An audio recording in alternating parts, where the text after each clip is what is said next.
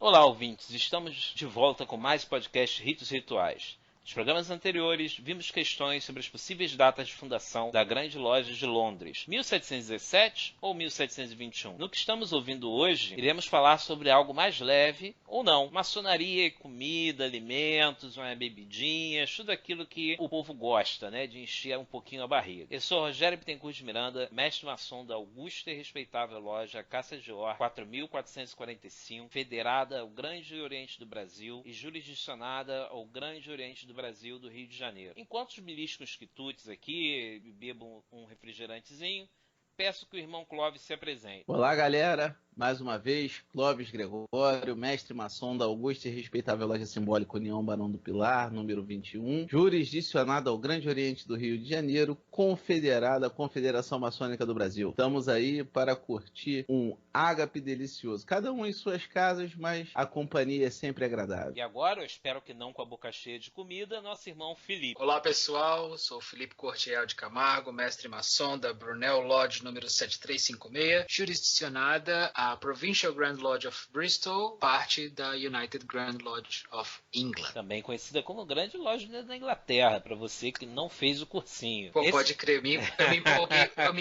eu me empolguei para me apresentar igual vocês fazem. Mas aí o translator não funciona, que é devagar. Esse é um assunto que parece um pouquinho mais leve do que os últimos que a gente conversou, né? A gente sabe que a vida do ser humano gira em torno da comida, né? A gente lá atrás, na história da humanidade, a gente era nômade, né? Ele ficava circulando pela terra, buscando alimentos, né? E quando a gente resolve parar, é um pouquinho para cultivar os alimentos, entre outras coisas, para cultivar alimentos, criar os animais, e esses animais acabavam indo para o abate, né? Principalmente aí pro nosso irmão Felipe, que é do sul, né? Que gosta de um churrasquinho. Oi, galê. E não me surpreende nem um pouco que a gente tenha comida quando a gente fala de um grupo que se reúne. Normalmente se reúne à noite, após um dia de trabalho, né? Após um dia cansativo de trabalho lá, e que às vezes a gente vai correndo direto para a loja. Ou senão quando tem um finalzinho de semana, alguma sessão de manhã cedo, né? E aí acaba tendo aquele café da manhã, ou no final, né?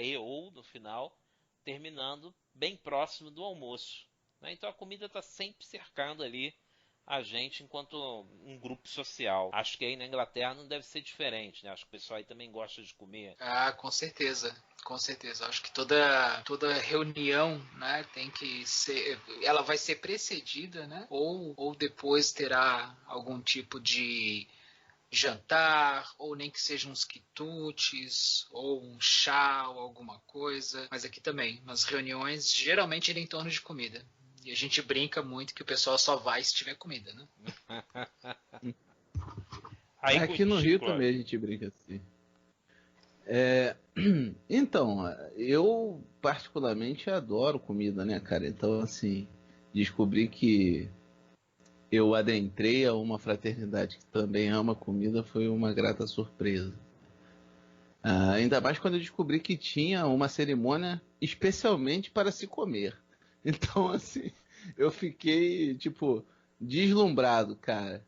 Deslumbrado. Depois da minha família e da maçonaria, o que eu mais amo na vida é comida, né, cara? Então, assim, é bem complicado. isso não é de agora, né? A gente vê que desde lá do início, né, do iniciozinho, quando a gente fala de maçonaria, a gente já encontra alguns registros sobre comida, né? Ainda lá na maçonaria operativa, né? No século XVI, a gente tem como exemplo a questão do Estatuto de Shaw, né? E que tem lá menções breves, né? Mas que falam sobre os banquetes e que são questões bastante interessantes, né? Importantes, principalmente se a gente pensar na época, né? No século XVI.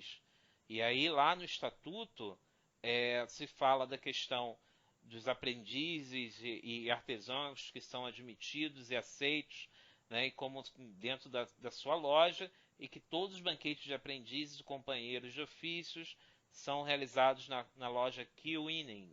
E também fala do valor, né, desses banquetes, que eram de 10 shillings para as luvas antes da admissão, né, e para poder entrar, e que desse dinheiro também iam 10 libras para o banquete.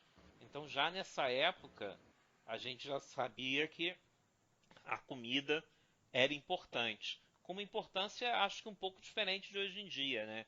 Dessa que a gente está conversando, de estar em volta da mesa e comendo, e que todo mundo tem grana, né? Que pode comprar um refrigerante, pode pagar lá uma senhora ou um senhor para cozinhar para gente. Acho que era um pouco diferente, não era? Eu acho que a grande questão é da oferta de alimentos que a gente tem hoje em dia, né? A parte da questão se eles são acessíveis ou não, né? Mas indiscutivelmente a gente tem muito mais acesso a uma quantidade, variedade de comida hoje em dia muito maior do que se tinha, obviamente, no século XVI. Então, o significado de um banquete, de um grande jantar, né? De qualquer refeição, principalmente uma refeição coletiva, era muito maior, né? Ou seja, o congraçamento e a significação social daquele momento era muito maior. Não estou aqui diminuindo o nosso congraçamento, né, e a nossa satisfação em qualquer refeição hoje em dia, ou em qualquer refeição grupal hoje em dia. Mas naquele momento, isso realmente, pela escassez, né? Escassez que eu digo no sentido de não tão abundante como a gente tem hoje. A gente vai no mercado hoje, está cheio de alimento, né?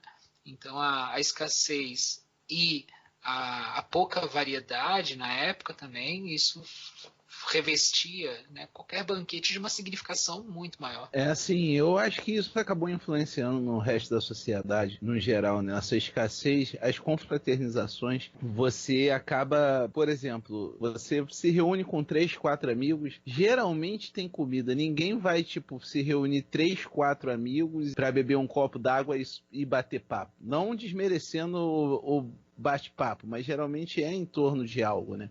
A não ser quando tu era adolescente, que tu ficava no portão de casa com aquela porrada de moleque conversando, brincando de pique, o cacete a quatro, aí depois todo mundo ia para suas casas jantar e dormir. Mas depois da vida adulta mesmo, né? Você acaba um happy hour, qualquer coisa, eu acho que essa escassez e como você disse, existia esse congraçamento, ele acabou sendo exteriorizado em toda a sociedade e em todos os grupos sociais. Lembrando que a maçonaria não deixa de ser um grupo social também. Então você tem banquetes nas igrejas, organizações recreativas, beneficentes, uma série de coisas. Então eu acho que esse período histórico influenciou bastante nisso que você falou de se reunir em volta de uma mesa, né? Tem uma questão aqui que eu acho que é só para ressaltar, o Rogério tinha perguntado anteriormente sobre a Inglaterra. As universidades inglesas em geral, elas montam uma série de banquetes durante o ano, né, jantares formais, né, eles chamam de formais o nome desses eventos. São jantares e que tem uma banda tocando ao vivo, e depois do jantar vira um pouco bailinho assim e tal. As universidades fazem vários desses formais, vários desses jantares durante o ano como modo de introduzirem os estudantes numa vida social mais formal. Então é um modo não só de congraçamento, é um modo não somente porque daí você tem jantar da sua faculdade, né, por exemplo, faculdade de artes e humanidades, tem um jantar, aí tem o jantar da pós-graduação. Então cada grupo mais ou menos da universidade tem o seu jantar, e isso é feito como modo de inserir já o estudante numa vida social, ou seja, a questão de ter um jantar, de ter um jantar mais formal, um banquete, alguma coisa assim, é um modo, na visão deles, de inserir a pessoa socialmente numa vida mais social, com algumas regras, né? Então, eu acho que é uma parte interessante dessa questão toda. Fazendo um gancho, né, nisso daí, eu acho que a maçonaria aqui no Brasil, pelo menos no Rio de Janeiro, né, que é que eu conheço. Ela faz isso também, ela insere o sujeito em sociedade, que no Rio de Janeiro as iniciações geralmente encerram, muitas acontecem no final de semana, então ao término disso, né, começa de manhã, bem cedo, e termina por volta de meio-dia, 1 hora da tarde, e tem aquele almoço com os familiares daquele iniciando, e com os outros maçons, então geralmente é onde que se apresenta o candidato àquele tipo de sociedade, né, ali. Então ele acaba conhecendo muitas pessoas, geralmente você vê, ô fulano, vem aqui para tu conhecer ciclano.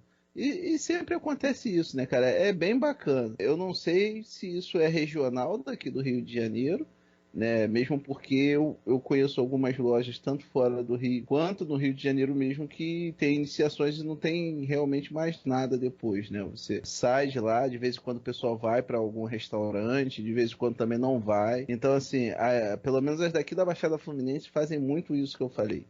É uma confraternização muito bacana. Na minha loja especificamente, por a gente se reunir à noite no centro do Rio de Janeiro e por estar um pouco mais perigoso, né, como todo mundo aqui no Brasil sabe, a gente tende a fazer, quando a gente faz iniciação à noite, a gente tende a fazer ao contrário, né? A gente chega, como o pessoal vai direto do trabalho, a gente come alguma coisa ali, inclusive com a pessoa que vai iniciar, bate um papo e tal, e aí a gente inicia, como acaba por volta de 10, 10 e pouco da noite, aí no máximo é um cafezinho e rua para evitar que tenhamos maiores problemas, né, na questão da segurança. Mas sempre tem alguma coisa para a gente bater um papo, para a gente conversar.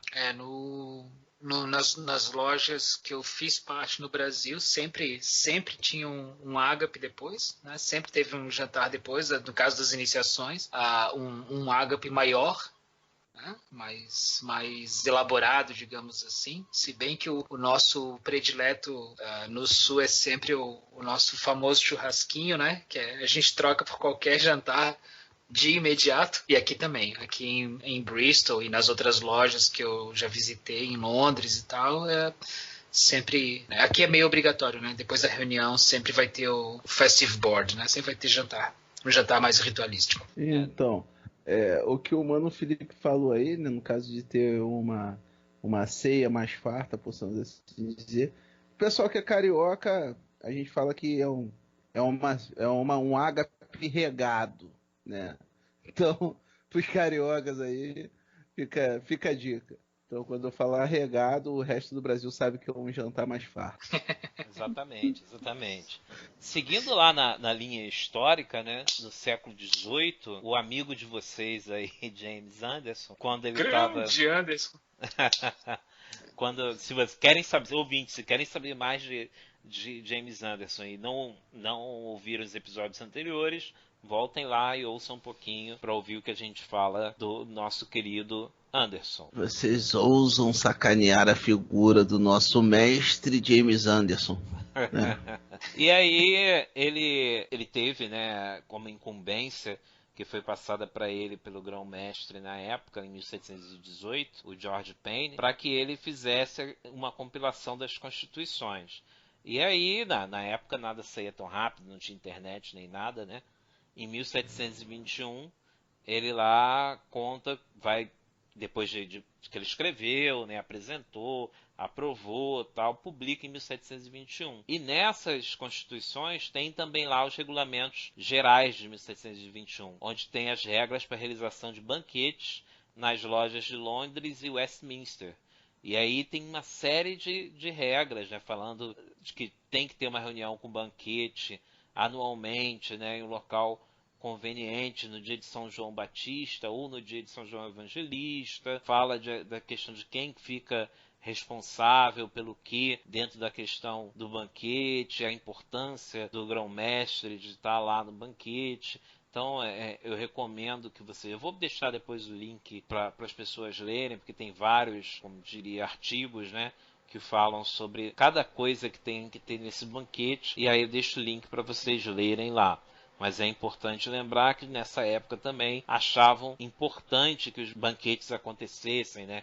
que todos fossem convidados para estar presentes naqueles banquetes. Inclusive, né, o Rogério, o Anderson coloca nas Constituições ali em 1723 que a grande loja teria sido reavivada para ver um reavivamento ali da reunião anual, mas principalmente do banquete anual, né? Então até o motivo do reavivamento que ele fala, né, da grande loja em 1717, conforme a narrativa dele, teria sido para reavivar o banquete anual. Sim. Da corporação. Então,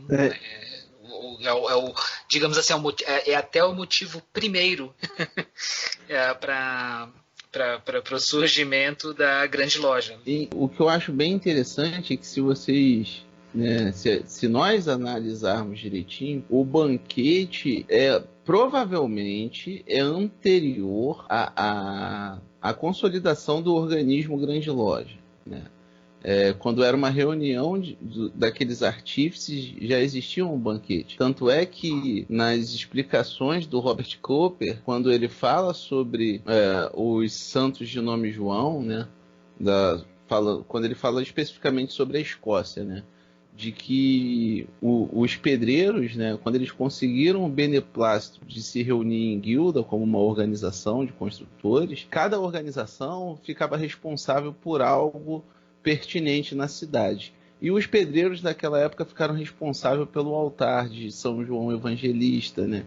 Então, anualmente, no dia de São João Evangelista, além de, né, verificarem o que precisava o altar, né, se precisava de limpeza, manutenção, compra de velas, era um momento de se reunirem e como é que possamos dizer, né? Confabular ali, de se reunirem, e eles acabavam num banquete também. Então, assim, é algo pregresso à organização de uma grande loja. Não vou afirmar categoricamente, mas tudo indica que sim, né? Então seria anterior à grande loja. Eu acho que os banquetes e as guildas, né, de modo geral, sendo ela dos pedreiros ou não, sempre andaram bastante de mãos dadas. Como vocês até falaram anteriormente, agora é difícil a gente imaginar qualquer grupo social que não vá se reunir para partilhar uma refeição. E outro aspecto bastante importante, a Grã-Bretanha em geral, Terra, País de Gales, Escócia, naquele momento Irlanda também, com a expansão do Império, muitas comidas diferentes, temperos diferentes começam a chegar na Grã-Bretanha, né, em todas as partes do Reino Unido. Então, uma variedade de comidas, temperos. É só a gente ver aqui na Inglaterra, várias comidas que eles consideram tradicionais daqui são comidas das colônias, das ex-colônias, né, comidas da Índia, né, da América Central, das ex-colônias na América Central, e para eles hoje em dia é comida inglesa, né, comida jamaicana e tudo mais. Naquele momento que essas comidas começam, e comidas e temperos, né, tô falando comidas aí no geral, começam a chegar aqui em todas as partes, todos os cantos do Reino Unido, vira uma espécie de uma moda, uma onda, onde as mais variadas sociedades, aí que a gente já falou nos outros programas também, dos antiquários, a Royal Society, uma série de outros agrupamentos, de outros clubes, começa a haver uma certa competição, ou seja, o banquete servia, o jantar daquela corporação ou daquele grupo, daquele clube, servia para mostrar o refinamento ou a importância dos seus membros. Então tem artigos muito legais sobre história da alimentação, que é um ramo dentro da história aí que está crescendo cada vez mais, consolidando, né, que estuda as sociedades através dos seus hábitos alimentares. E naquele momento a gente começa a ver esses clubes, sociedades, fraternidades, buscando distinção através dos seus cardápios. Então isso é muito bacana. Então, sopa de tartaruga, ou vários outros condimentos que eram trazidos e tal, era um modo de ressaltar a importância daquela fraternidade. Isso sem falar nas louças, né, que também é um outro capítulo, né, o jogo de louças, porcelanas trazidas da China, isso tudo, então, jantar não era só um jantar também. Tinha uma significação social muito grande por trás de cada elemento ali, de cada copo, de cada talher, de cada prato, de cada tempero que era trazido à mesa. Aqui no Rio de Janeiro não tá muito diferente não, né, cara? A nossa louça até hoje é da China. Se você pegar um pratinho colorido de qualquer casa aí, tem um Made in China. No final, é muito bacana. Os meus mesmo são todos lá da Uruguaiana, do Saara. É uma coisa maravilhosa. Porque a gente é chique, né, cara? É outra história. É outra história. Aí esses locais, só para localizar o pessoal, né, do Rio, né? Que são mercados populares, né, que a gente tem aqui no Rio de Janeiro. Uruguaiana, né, Saara, são locais de mercados populares e que a gente encontra esses pratos aí vindos da China. Casas de importação. Vamos deixar com esse nome então. Firmas importadoras. Espero que não tenha ninguém da Receita Federal ouvindo.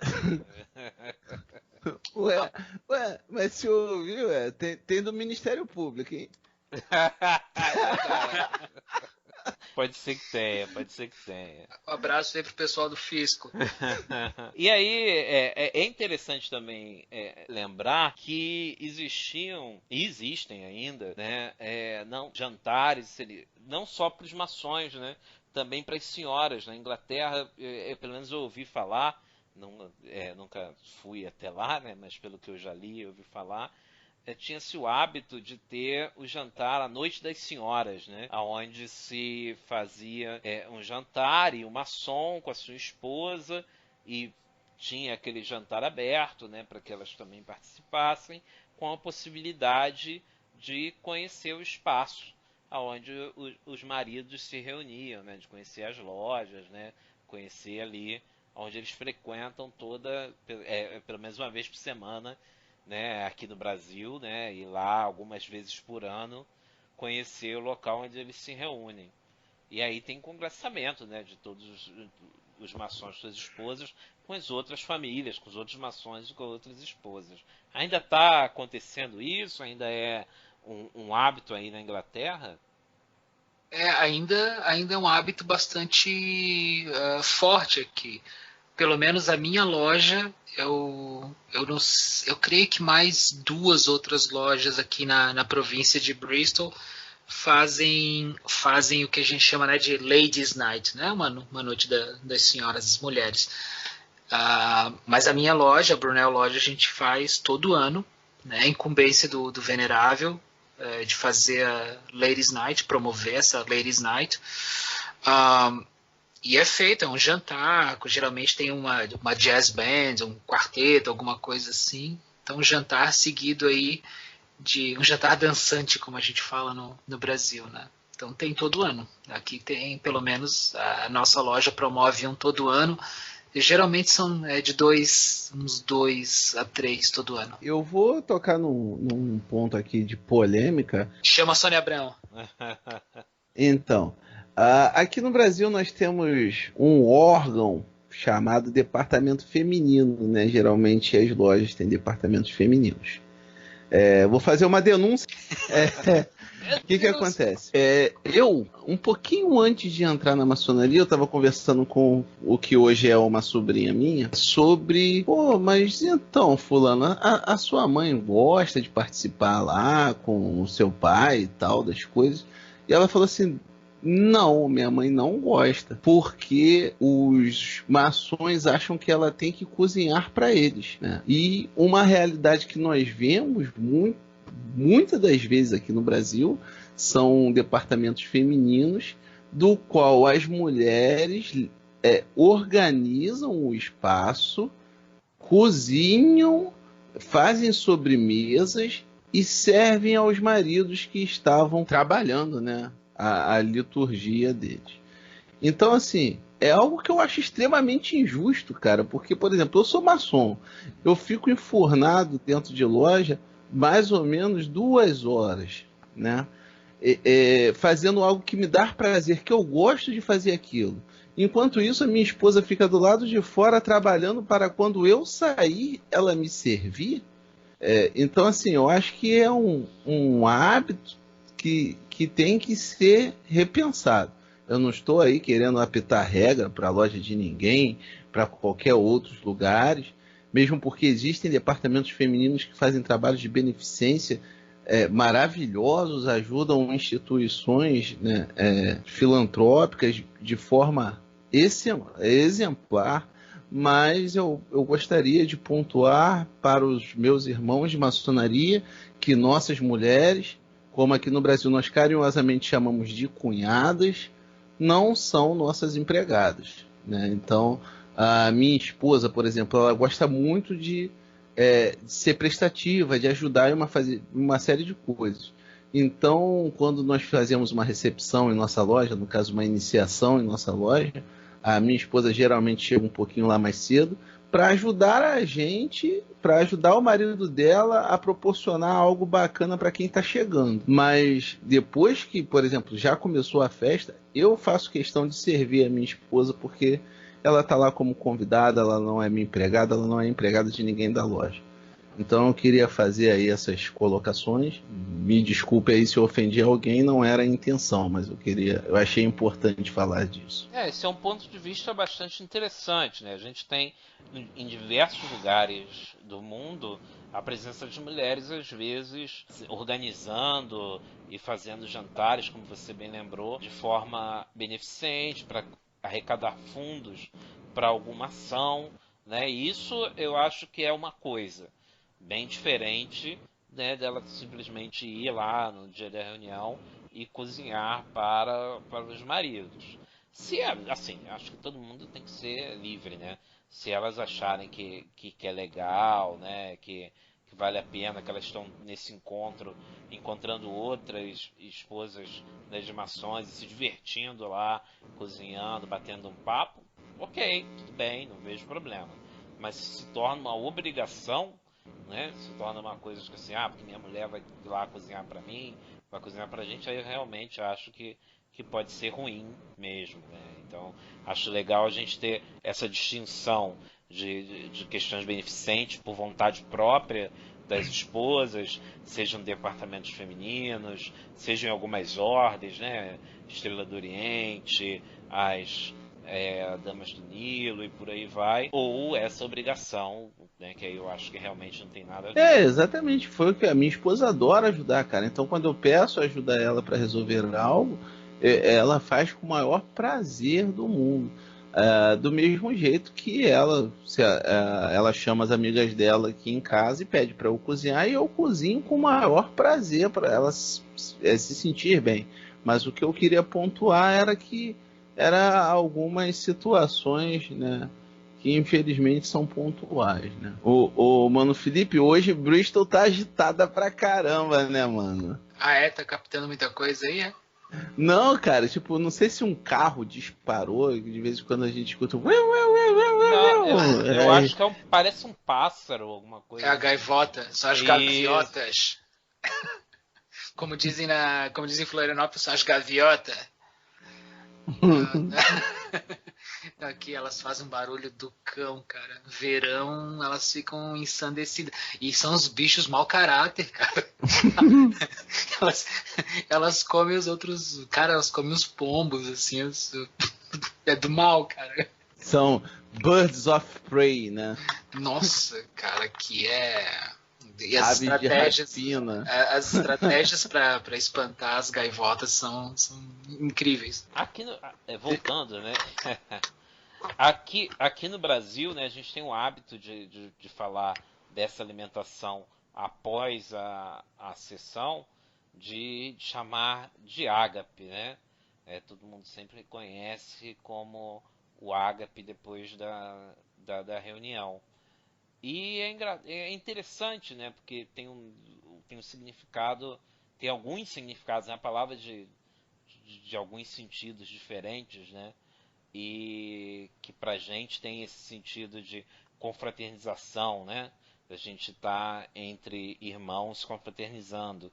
E também a palavra ágape, que vem lá do grego, tem esse significado de amor, né? De um amor afetivo, sem conotações sexuais, segundas intenções, malícias ou interesses pessoais, né? Então, eu acho que é uma ligação importante para o tipo de fraternidade que a gente tem, né? De estar próximo do outro de uma maneira fraternal. E se a gente lembrar, é porque o Brasil tem em sua maioria o rito escocês antigo e aceito, né? De origem francesa. Mas se a gente lembrar do lema anglo-saxão, né? De amor fraternal, verdade e ajuda, né? Ou caridade, né? O amor fraternal está ali bem presente, né? Bem ágape, né? Nesse lema. Então acho que tem tudo a ver com a nossa fraternidade. Com certeza, né? O ágape no grego, né? É um dos 3 tipos de amor, né? Os gregos tinham eles tinham 3 palavras para designar amor, cada uma com um significado diferente. E esse ágape seria o amor mais familiar, né? Um amor fraternal, então um amor mais entre membros de uma família, né? Diferente lá do filia, que seria um amor de membros de um mesmo grupo, né? Não um grupo familiar, mas membros do mesmo grupo, uma coisa mais aberta, e aí totalmente diferente aí do que o Rogério está falando mesmo, do Eros, que aí sim, né? O amor de cunho mais sexual, um amor romântico. Né? O engraçado é que quando falou assim, não, hoje nós vamos ter um ágape fraternal, né? Assim que eu iniciei, né? Eu falei assim, meu Deus, mas vamos distribuir livro do Padre Marcelo Rossi, vai ser um... Bora cantar. Ele gravou esse CD, né, chamado Ágape, escreveu um livro também, né? Muito bom, hein? Valeu, Padre Marcelão, tamo junto. Igreja, não é verdade, vocês não vão tirar o padre daí por causa disso não, né? Pronto. Amanhã já tem algum website dizendo que Padre Marcelo é maçom. Confirmado, Padre Marcelo maçom. Não, mas não é uma questão não é posse de uma religião, né? A palavra ágape não é posse de uma fraternidade, né? É uma palavra universal. E a gente celebrar isso é bastante importante, né? Seja onde for, seja lá na Igreja Católica, seja a gente na maçonaria, né? Na Umbanda, no Candomblé, onde tiver ágape é importante que tenha esse sentimento, né? Com certeza, desde os tempos mais primórdios, o ágape está aí. Não, o ágape é nosso, da maçonaria. Já reclamamos, vai falar pro tiozinho que não é. Tá registrado. Tá polêmico hoje. O Clóvis hoje acordou e falou assim, como é que eu vou criar polêmica, gente? Rapaz, e agora o mais interessante, e o que nós fizemos aqui hoje, já fugindo um pouquinho da pauta, né? Eu comi aqui o meu empadão com suco de caju, Mano Rogério comeu lá, enquanto o Felipe degustava aí umas almôndegas. Não. Salame tcheco. Eu fiz um macarrãozinho aí. Exatamente. E pode ser considerado um ágape, né, pessoal? Nós estamos juntos, tipo, em pensamento, em voz. Estamos realizando uma atividade juntos e comendo juntos, né? No melhor dos casos. É um ágape, né? Esse podcast hoje não deixa de ser um ágape fraternal que está sendo maravilhoso com os meus confrades. Sim, com certeza, né? É um ágape internacional, né? Porque está cada um num canto aí, mas que fraternalmente estamos aqui reunidos. Mas eu queria aproveitar teu espírito de polêmica, Clóvis, e trazer aí um assunto. O que vocês acham da presença do álcool nesses ágapes, nesses encontros nossos, né? Sejam do final das iniciações, né? Das nossas cerimônias, ou no final das nossas sessões. Vocês acham que tem algum problema? Tem aquela cervejinha, um gin, um vinho, ou não teria problema?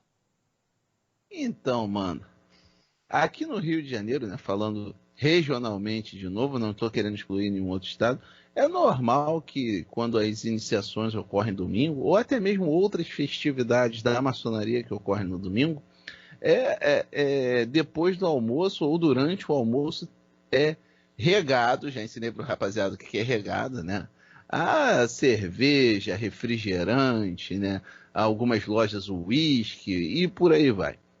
Então, assim, eu acho que tudo em demasia faz mal, mas com responsabilidade, né? As pessoas que vão ali que bebem conscientes, sabem os seus limites. Eu acho que faz bem, cara. Deixa um ambiente descontraído, né? Respeitoso, sem ninguém abusar, né? Agora, desde que seja consciente. Então, se você acha que vai perder o seu limite, você não deve fazer. Agora, se você acha que não deve, que deve, vai lá e faça. Eu creio que, como você estava falando agora, né, tudo dentro dos seus limites, né? Então, assim, eu acho que são dois cenários diferentes, né? Como já participei de lojas no Brasil, né? E agora estou aqui, eu creio o seguinte: não consigo ver, aí é uma opinião minha, né? A maçonaria, o ágape, sem molhar a palavra, né, cara? Tem que tem que ter uma cervejinha, ou como o Glaucio falou, um uísque aí, ou uma bebida que for de preferência do pessoal. Eu sempre gostei muito dos ágapes, né? A minha loja no Brasil, a loja Luz, um abraço aí para todos os irmãos da loja Luz de Jaraguá do Sul. Nossos ágapes, a reunião era terça-feira, então era muito bom. Você começava a semana, terça-feira já dava uma desopilada, assim, já tinha uma coisa bacana. Então os ágapes sempre muito, muito, muito bons, né? Muito legal e nunca de maneira exagerada, né? Então eu tenho essa memória boa, né? Não tenho uma memória de exageros assim. Então o pessoal sempre muito muito controlado. E aqui na Inglaterra, depois da reunião sempre tem o festive board, né? Que é um jantar. O jantar ele é compulsório, depois é difícil quem não fica para o jantar. E o jantar segue um procedimento ritualístico também. Então tem os brindes obrigatórios, tem geralmente 7 brindes, depende de província para província, não é uma coisa completamente uniformizada, mas aí uma média de 7 brindes e tal. Então o jantar é servido, o venerável usa o colar do seu posto, os vigilantes também, então segue por ali. O jantar, pela própria extensão, não permite que se beba muito, né? Porque ele também tem um tempo regulamentado aí. Mas como a gente tem um pub dentro do templo, aí quem quer beber mais um pouco e quem pode beber mais um pouco, aí desce para o pub que fica no subsolo ali, né? Eu moro do lado da loja. Eu moro a 5 minutos a pé, né, da loja. Então, para mim é tranquilo. Tem vários outros irmãos que também moram aqui muito perto da loja, vão a pé para casa, também está muito tranquilo. Geralmente quem vem de carro não bebe, e quem fica para beber mais, ou até quem fica para o jantar e bebe, vai de ônibus, né? Mas aí, de novo, isso aí ressalto, né? O transporte público aqui permite esse tipo de coisa. Mano, Felipe, só responde uma curiosidade, então eu entendi direito, toda sessão tem no final um jantar ritualizado? Lembrando o seguinte, no Brasil a gente se reúne geralmente uma vez por semana, ou uma vez a cada 15 dias, depende da loja. Mas o normal, as minhas lojas no Brasil que eu participei, era uma vez por semana. Na Inglaterra, você se reúne algumas vezes por ano, não é nem todo mês. A minha loja se reúne uma média de 6, 7 vezes por ano. Então, toda reunião, depois da reunião, tem o Festive Board, que é uma continuação da reunião dentro, né, da loja, uma continuação da reunião da loja. A diferença é que ela não é fechada, né, tanto é que nós somos servidos por pessoas de fora, mas ela segue uma ritualística própria, não é uma cerimônia maçônica, mas é uma ritualística para o jantar, né, com brindes obrigatórios e tudo mais, canções, orações, né? Então depois da reunião sempre tem o Festive Board, isso aí é obrigatório. Legal. Agora, eu já tinha visto algo parecido, né, no Três Batidas Distintas, Inclusive tinha uma música muito bacana, né? É, em alguma parte falava de Ladies Adore, né? Tipo, que os aprendizes faziam algo e as meninas adoravam, né? Tipo, eu não sei se ainda existem essas músicas engraçadinhas, mas deve ser muito bacana, né? Só para ambientar o pessoal aí, aqui no Brasil, né, nós temos 2 sessões por ano que são banquetes ritualísticos, né? Só que aqui no Brasil já são sessões fechadas, restritas a maçons, mas pelo que eu pude ver alguns rituais, né, até algumas inconfidências inglesas, são bem parecidos, né? O número de brindes e uma série de coisas, né? Eu acho que uma coisa que é importante a gente ressaltar é o seguinte, que no Brasil a gente não vê muita distinção, né? Mas aqui tem. Até porque uma delas não existe muito aqui. Esse que eu falo que é o Festive Board seria mais ou menos, né, um jantar ritualístico. Ou seja, é um jantar que não é uma cerimônia fechada e que é depois da reunião.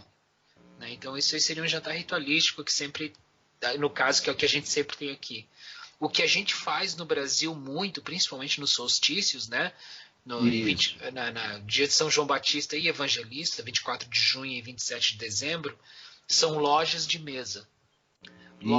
Lojas de mesa é quando há uma reunião maçônica fechada, só que a reunião toda vai se passar no meio de um jantar. Então, que é uma reunião lindíssima. E aí, novamente, a experiência que eu tenho é na cidade de Jaraguá do Sul, em Santa Catarina, no sul do Brasil, onde havia, eu não sei como é que isso está hoje em dia, mas por anos as lojas das 3 potências regulares, né, o Grande Oriente do Brasil, Seção Santa Catarina, as grandes lojas de Santa Catarina e o Grande Oriente de Santa Catarina, as lojas da região de Jaraguá do Sul e tal, se reuniam para fazer, em 24 de junho e 27 de dezembro, de fazer as lojas de mesa, né, que a gente também chamava de jantar ritualístico e tal, mas na verdade era uma loja de mesa. Sim. Sempre lindíssima, sessão lindíssima, muito forte, com uma presença muito grande de irmãos, comida sempre muito boa, e são sessões muito marcantes. Eu lembro assim que eram meus momentos prediletos do ano, né, que dava aquela, daí você consegue ter uma ideia mais ou menos do impacto, né, que um banquete pode ter, né, de um jantar bem organizado e tal. Sim, foi isso que eu falei. A minha felicidade, eu, quando aprendiz, quando entrei na maçonaria, eu já fiquei maravilhado com o universo que a maçonaria te apresenta, né? Tudo, tanto a liturgia quanto a própria fraternidade em si, né, exaltada pelos irmãos. Quando eu descobri que aquilo tudo ainda existia uma cerimônia para comer, rapaz, aquilo foi o ágape, entendeu? Foi algo sublime. Eu gostei muito. Foi uma experiência ímpar, né? O que eu acho muito bacana, né? A gente sabe que a língua inglesa ela tem várias expressões que vieram da maçonaria. Isso pode virar um outro podcast também. Então, tem vários ditados, várias expressões aqui em inglês que vieram dos rituais maçônicos, vieram das expressões maçônicas. Agora, uma grande herança dos jantares maçônicos é um copo em específico, que é o copo de brindar, né, o chamado Firing Glass, né, porque os brindes nos jantares maçônicos aqui são conhecidos ainda como fogos, né? Então, quando você vai brindar em homenagem a alguém, são os fogos, são os fires. Antigamente esses fires, esses brindes eram feitos com bebida, né? Por questões porque o excesso sempre foi repreendido na maçonaria. Esses brindes, com o tempo, passaram a ser feitos de outra forma, não são mais feitos com bebida. Mas quando eles eram feitos com bebida, você tomava e batia com esse copo na mesa. Aliás, como era não só em jantares maçônicos, mas em qualquer outro jantar, o brinde geralmente se seguia, né, em qualquer outro lugar, com bater o copo na mesa. Mas como esse costume era bastante forte, né, e pelo jeito se popularizou através da maçonaria, esses copos ficaram conhecidos como firing glasses. E são copos que a base dele tem um bojo reforçado de vidro. Então ajuda a não quebrar o copo e ajuda também a fazer mais barulho quando você bate ele na mesa. São nossas caldeiretas. Então até hoje, você vai em vários museus aqui da Inglaterra, na parte de objetos e tal, você sempre vai encontrar os firing glasses, alguns com explicação da origem do nome e tudo mais, né? E vai encontrar vários copos aí com esquadro compasso, com 2 colunas, ou seja, com todas as simbologias maçônicas possíveis aí que ornaram esses copos ao longo do tempo. Ele é mais reforçado que a caldeireta até, ele é bem grosso mesmo no fundo. Ele tem uma bola de vidro no fundo, praticamente. Isso. Então, manos, voltando um pouco ao assunto sobre com bebida ou sem bebida, né? Há pouquíssimo tempo, ainda nesse mês de junho, né, eu fiz eu traduzi, na verdade, um texto para o meu blog, o Maçonaria Tupiniquim. Olha o jabá aí. Depois o Rogério vai disponibilizar o link aí para vocês. Ele fala, né, sobre a loja de mesa da Table Lodge na Pensilvânia e fala justamente sobre essa substituição da bebida alcoólica por suco de frutas, né, sangrias e outras coisas que não tivessem álcool, devido à 18ª emenda, né, da Constituição dos Estados Unidos, né, que foi em 1919, se eu não me engano, que ela acabou em 1933. Mas a Grande Loja da Pensilvânia, nos Estados Unidos, ela resolveu não voltar com o costume de ter bebidas alcoólicas. Então o fire, né, o fogo ali, que seria beber e disparar, ele não é feito mais com bebida alcoólica por conta dessa emenda. E eles resolveram, né, nesse texto que eu traduzi, eles falam sobre o respeito também aos irmãos que são abstêmios e uma série de coisas. E o que os irmãos acham disso, né? Falando sobre essa proibição, mesmo tendo caído a emenda, a Grande Loja manter. O que os manos pensam disso daí? Rogério? Então vamos lá. Na loja que eu faço parte, a gente tem meio que uma pactuação de que em eventos nossos que são feitos lá no espaço da gente da loja, principalmente quando a gente tem a presença de Demolês, né? Porque às vezes a gente patrocina um capítulo Demolei.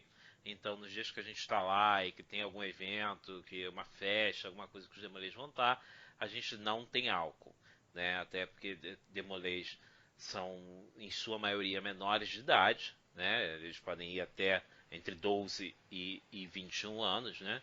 Mas tem muitos abaixo de 18. Então, a gente, para não incentivar, porque a gente está ali com a responsabilidade sobre os meninos, então a gente não faz uso de bebidas alcoólicas quando eles estão lá. E a gente tinha um membro que ele era membro do AA, né, dos Alcoólicos Anônimos. Então a gente também decidiu por bem, ele já estava há muitos anos sem beber e tal, mas a gente ainda se decidiu por bem não fazer uso, para não incentivar, para dar força mesmo para o irmão. Mas, quando a gente está fora, a gente faz festa, churrasco, tal. Quando a gente não está ali, a gente não tem problema nenhum do uso de bebida. A gente só se preocupou por causa desse irmão, que nem está mais na loja, agora ele saiu, então isso modificou. A gente faz quando a gente tem jantar, né? Quando a gente faz alguma coisa pós-sessão, que é raro, como eu falei no início, por conta da violência. Mas quando a gente está com os meninos, que é sábado de manhã, de jeito nenhum. Aí não tem nada de bebida alcoólica. Mas não é porque a gente tem alguma coisa contra, é diferente do artigo, né, do que apresenta no artigo.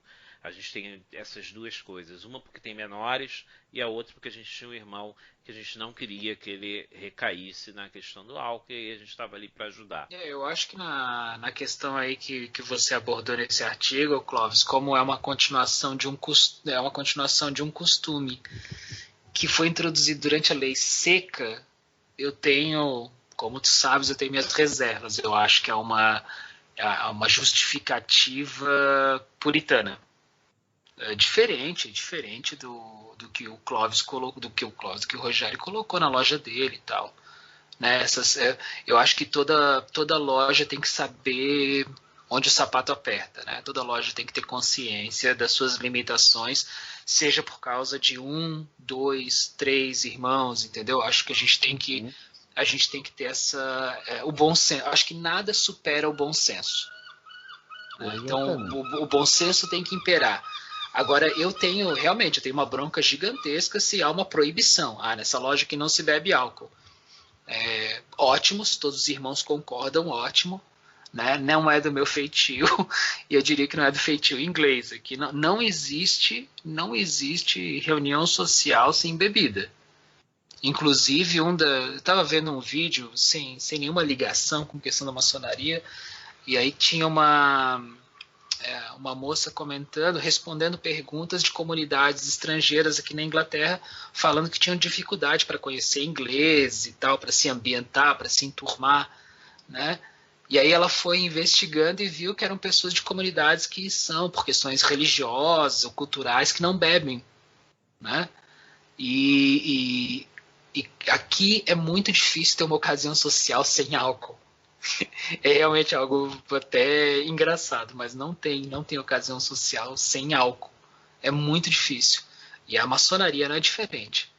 Né? Então é muito, aqui as coisas são muito ligadas, assim, eu acho que e não é, eu acho que assim, por exemplo, e não é exatamente beber para ficar completamente ébrio, né? Completamente alcoolizado, mas é porque realmente assim, você vai ver a maioria dos irmãos vai para a reunião, vão tomar um vinho antes, vão tomar um vinho depois, ou uma cerveja, ou que seja, a bebida de sua preferência. Né? Então está muito ligado. A questão da reunião e do álcool estão ligados. Uma coisa que eu acho bem bacana, né, aos ouvintes, eu, o Rogério e o Felipe, nós tagarelamos a semana inteira, né? Nós nos falamos muito. Inclusive conhecemos o Felipe, temos mais contato com o Felipe do que com muito irmão aqui do Brasil. E o Felipe colocou uma questão essa semana que foi bem interessante sobre você ter o hábito de beber e você ser alcoólatra. Né? Felipe, você pode replicar, por favor, essa sua fala? Porque eu acho que é bem interessante para esse ponto especificamente. Nem me recordo exatamente o que eu falei pra vocês agora, mas... Tava bêbado, né, cara? Maldade, eu tô há mais de 10 dias sem beber já. Eu creio que é o seguinte, tem que ser uma coisa de... O alcoolismo, ele é uma condição, uma doença e tal. Então, assim, realmente, eu acho cruel quando as pessoas impõe uma identidade imediata entre bebida e alcoolismo ou bebida e se embriagar. Uhum. Então eu acho que é um exercício retórico de levar o exagero para fazer com que a sua opinião prevaleça, né? Então, por exemplo, você fala, eu gosto de comer chocolate. Né? Aí a pessoa fala, mas você não precisa comer 5 barras de chocolate por dia. Você fala, não, eu não falei isso, falei que eu gosto de comer chocolate, é diferente. Então, por várias questões, por uma questão histórica e tal, né? Pessoas que realmente já enfrentaram problemas na família, de alcoolismo e tal, a gente sabe que é uma questão muito séria, então é normal as pessoas terem reservas a isso, né? Então, eu acho que a prudência em qualquer coisa, seja com álcool, seja com comida, né? A prudência, a frugalidade tem que ser exercida em qualquer coisa. Mas eu realmente tenho uma reserva com hábitos moralistas, seja com respeito a qualquer coisa. Eu acho que continuo dizendo, nada supera o bom senso. Se não tem bom senso, se abstenha. Beleza. E, manos, né, aqui no Brasil, pelo menos no rito escocês antigo e aceito, nós temos um cargo em loja chamado mestre de banquete. Vocês conhecem alguma loja do qual o cargo é realmente, não seria válido, mas ele realmente é executado por esse oficial ou não? Na loja que eu faço parte, a gente tem os mordomos, né? Esses mordomos, eles trabalham na organização dos nossos ágapes, né? Então, assim, desde do fato de recolher a grana, pensar no que vai rolar, né? Qual vai ser o quitute da noite, qual refrigerante tem que comprar, né? Eles organizam isso, o segundo vigilante auxilia, né? Então eles têm essa função básica. Não acaba não sendo ritualística, porque a gente não faz muitos eventos ritualísticos, mas os jantares ritualísticos que a gente fez, as lojas de mesa, né, e as lojas de mesa que a gente fez, eles atuaram ritualisticamente. Mas fora isso, no dia a dia, eles são os responsáveis por essa organização. Não fazem tudo sozinho, lógico, mas eles aqui que pensam inicialmente, colocam no grupo do WhatsApp, galera, o que vai ser essa semana? Tem alguma preferência, tal? Eles ficam responsáveis por isso. Assim, eu acredito que muitas lojas não fazem valer esse cargo, né, pelo simples fato de não serem tão numerosos quanto o número de oficiais, né? Então você acaba dando prioridade para outras funções que são mais primordiais para o funcionamento de uma loja, né? Então, se você tem 16 pessoas que faz parte do corpo dessa loja, você não vai ocupar uma delas com o cargo de mestre de banquete, tendo outras funções para se fazer, né?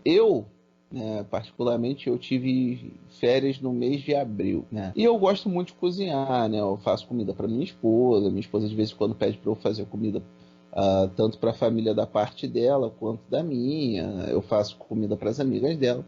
Então eu fiquei de férias, cara. Uma grata atribuição que eu peguei para mim nessas férias foi cozinhar para minha loja. Então eu ia mais cedo para a loja e fazia comida mesmo. Eu fiz estrogonofe num dia, fiz carne moída com macarrão no outro. Cara, é algo muito maneiro, porque você cozinha ali para os seus irmãos, né? Então eu acho que se você tiver número em sua loja, faça valer, pegue aquele irmão que gosta de cozinhar, põe ele nesse cargo, porque eu acho que vai ser legal para todo mundo. A minha loja em Jaraguá do Sul, a loja Luz, a gente tinha uma tradição que era o seguinte: os aprendizes sempre ficavam responsáveis pelo ágape. E aí o que acontecia? Nessa função de organizar o ágape, os aprendizes também se entrosavam. Então, você tem algumas reuniões em diferentes graus e tal. Então, isso dava uma oportunidade muito grande para a gente, como aprendiz, né, que a gente se entrosasse mais. E vários irmãos que às vezes não podiam chegar a tempo para a reunião, mas podiam vir para o ágape e tal, acabavam indo auxiliar na preparação do ágape. Então, nessa função, você não só ficava, obviamente, né, incumbido de preparar o ágape, de organizar, mas também acabava conhecendo melhor os seus irmãos, né? Ou seja, nada como cozinha para conversar, né, gente? É verdade.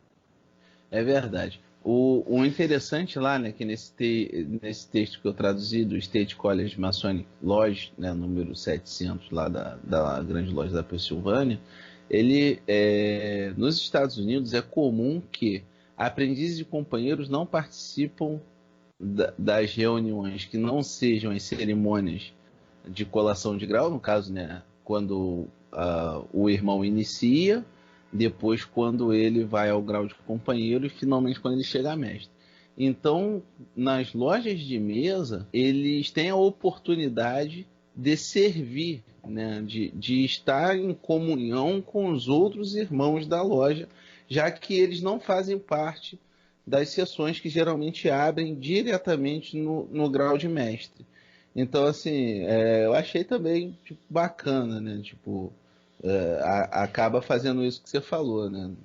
Dos aprendizes se entrosando e se envolvendo com a loja antes de poder participar ativamente dela, né? Lembrando que lá a questão do tempo é muito diferente da nossa questão do tempo para mudança de grau, né?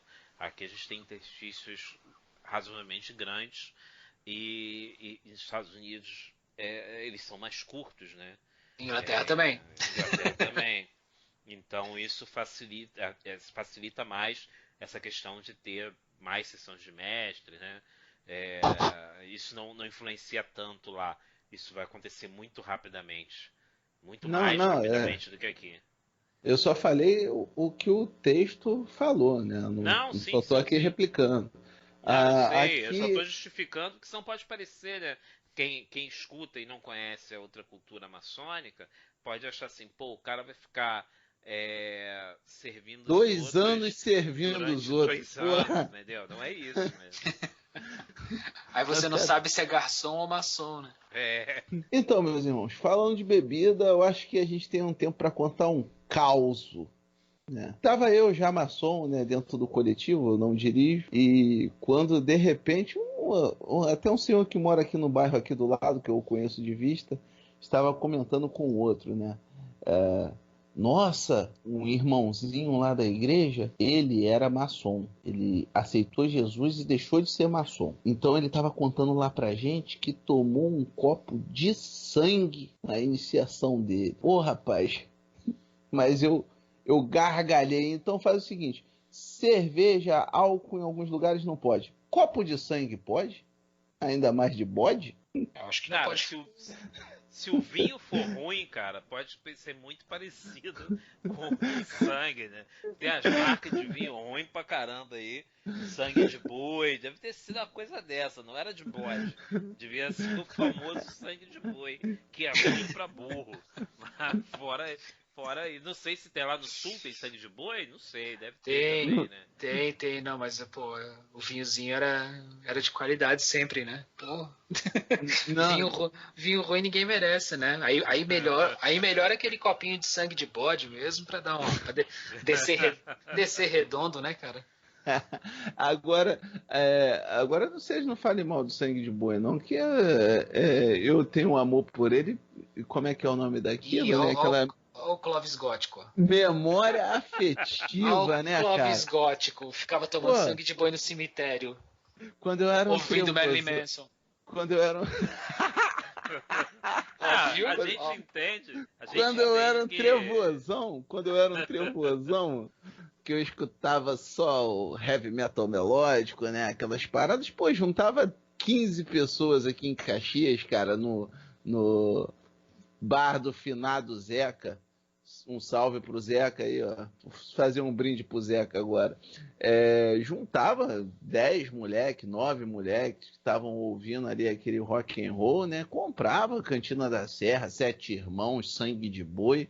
Era o que dava para comprar e a gente comprava e bebia. Então eu tenho uma memória afetiva com esse vinho. Então vocês, por favor, decoro ao falar do ó. vinho Sangue de Boi. Não, eu já bebi bastante também na adolescência, era o que o dinheiro podia pagar. E também traz alguma memória afetiva ruim, mas uma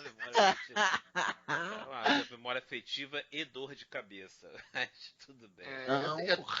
Eu também tomava uns vinhos sinistros. Eu lembro de um Chateau de Granville, safra 2015.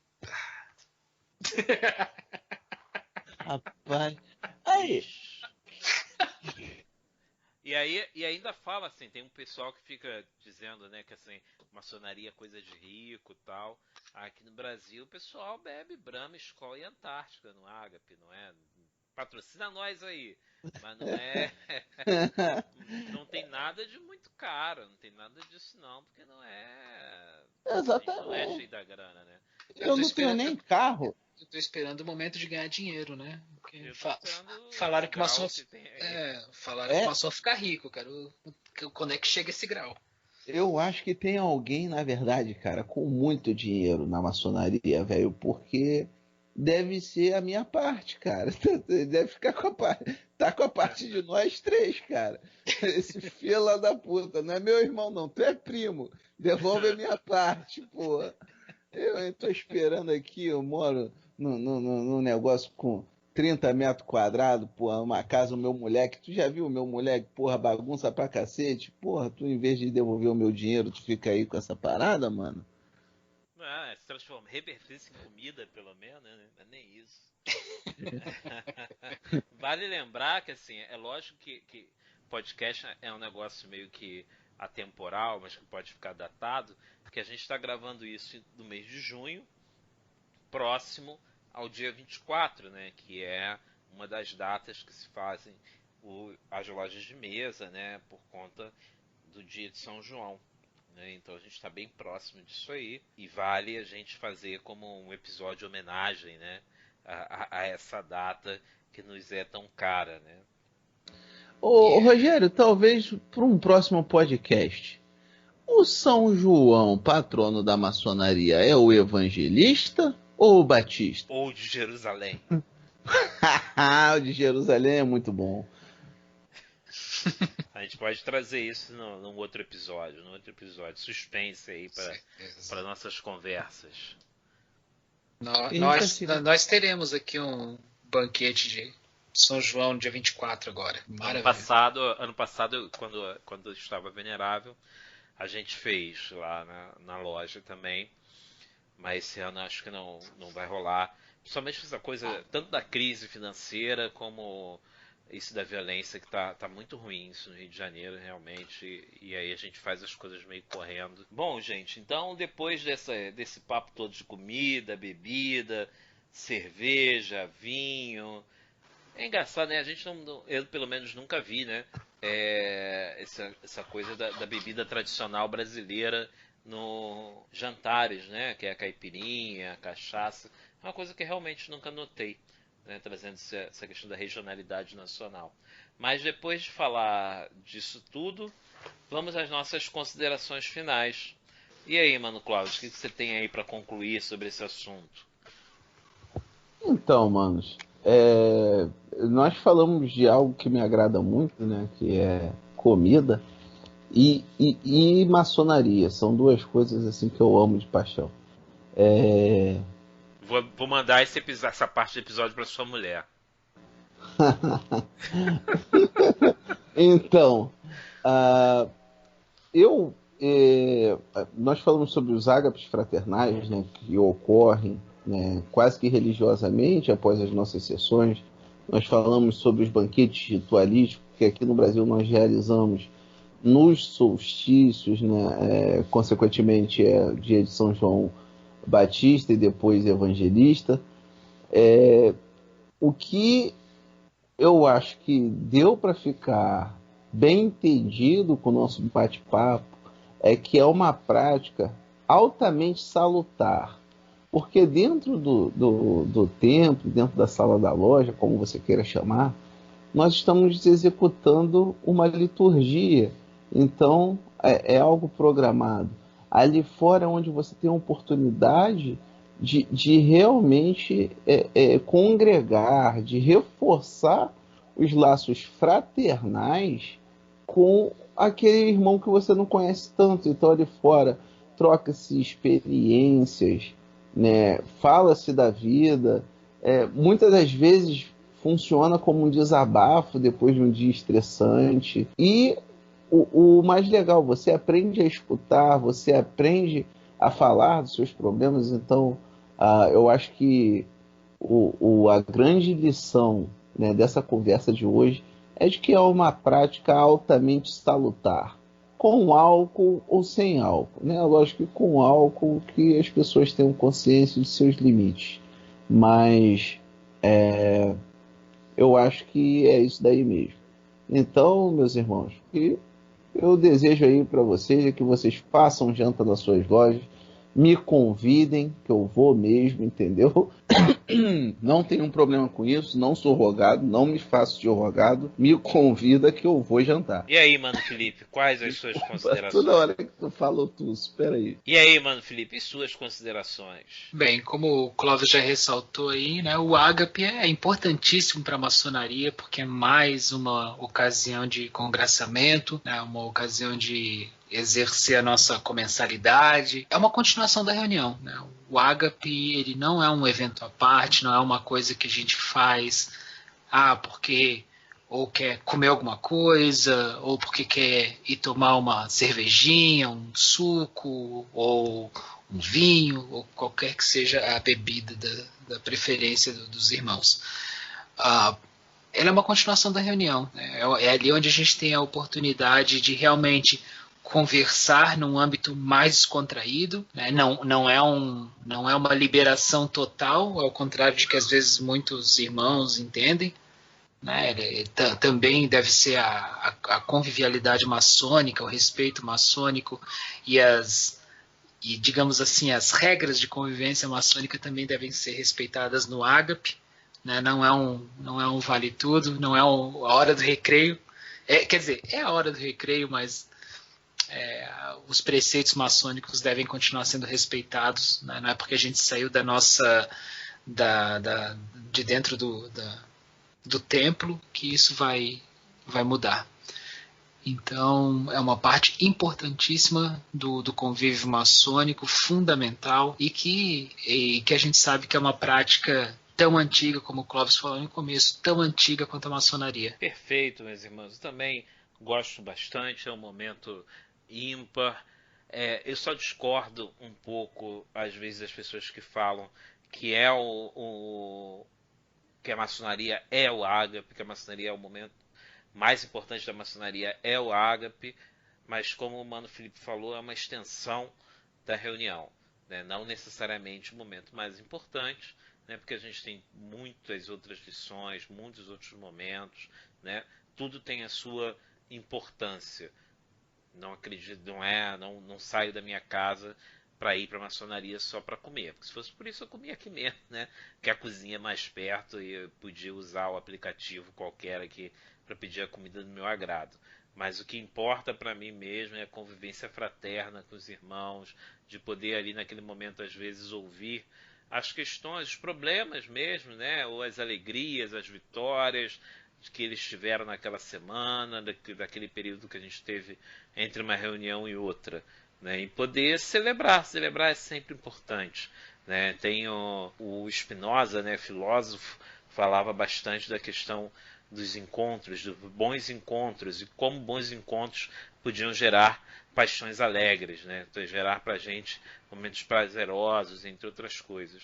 E aí eu acredito que o ágape pode ser um desses bons encontros que a gente possa gerar entre os irmãos, paixões alegres. Então é isso, até o próximo episódio, meus irmãos, meus ouvintes aí, meus amigos, e divirtam-se comendo alguma coisa enquanto escutam.